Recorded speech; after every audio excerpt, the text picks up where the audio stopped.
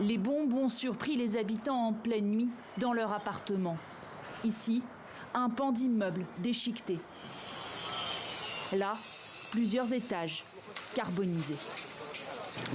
Il y a eu une alarme aérienne. Ma femme et moi sommes allés dehors. Au 8e étage, je suis allé m'allonger dans le couloir, littéralement pendant 10 secondes. On n'y comprenait rien, puis il y a eu une explosion. On est sorti sur le balcon et on a demandé au secours de nous aider à descendre. On sait qu'on vit en temps de guerre, que ce genre de choses arrive tous les jours, mais quand on le voit comme ça, quand on le vit, c'est tout simplement horrible. Kiev, à nouveau visé par une attaque massive. Des frappes qui ont provoqué plusieurs incendies.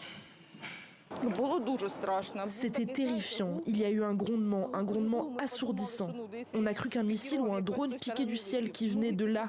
J'ai réussi à me réfugier dans le couloir avec mon enfant. Il y a eu une explosion terrible. Nos fenêtres volaient en éclats. On s'est habillés et on a couru dehors. C'était l'horreur. Tout était en feu. Une femme criait du 8e étage « Au secours, l'enfant est en feu !»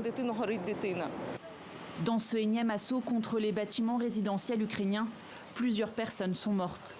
Des infrastructures énergétiques ont aussi été visées à travers tout le pays.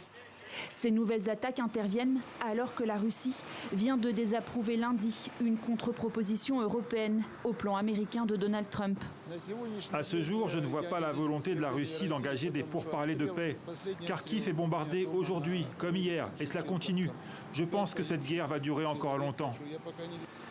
En face, des salves de drones ukrainiens ont également touché la Russie. Les autorités font état de 3 morts, notamment dans la région de Rostov.